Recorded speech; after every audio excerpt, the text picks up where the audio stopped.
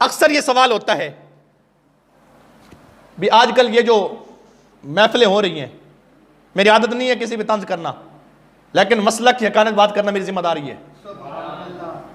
بھی صحابہ نے منایا تھا، میں پیش کرتا ہوں صحابہ نے میلاد منایا تھا،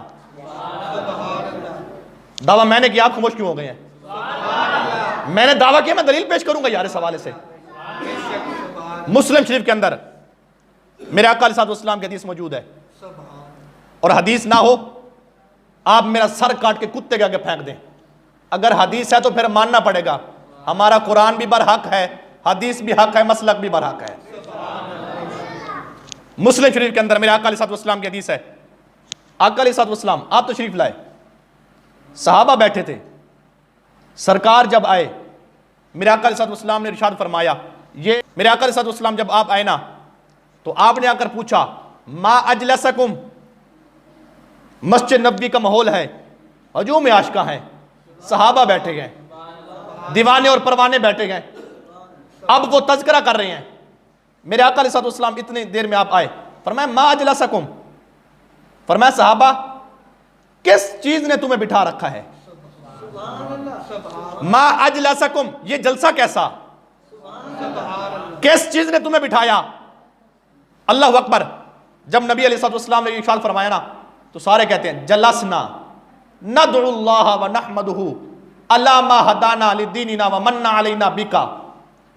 پیارے نبی اللہ رب العزت کی حمد بھی بیان کر رہے ہیں، اللہ کے نام کی تسبیح بھی بیان کر رہے ہیں، اللہ کو پکار بھی رہے ہیں، اور اللہ رب العزت کا شکریہ بھی ادا کر رہے ہیں کہ اس رب نے آپ کی وجہ سے ہم پر جو کرم کیا ہے نا، ہم رب کا شکریہ ادا کر رہے ہیں۔ اللہ رب العزت نے آپ کی وجہ سے ہمیں جو ہدایت بخشی، آپ کی وجہ سے ہمیں جو اللہ رب العزت نے ایمان بخشا، ہمیں جو ایمان کا نور دیا، ہم اس چیز کا شکریہ ادا کر رہے ہیں۔ جب اتنی بات ہو گئی، جب اتنی بات، توجہ ہے دوستوں کی،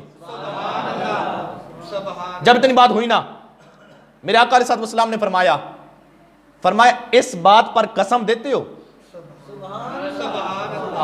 ہم آپ کا ذکر کر رہے ہیں، اللہ کی حمد بیان کر رہے ہیں، حضور ہمارا یہی مقصد ہے بیٹھنے کا، اور کوئی مقصد نہیں ہے۔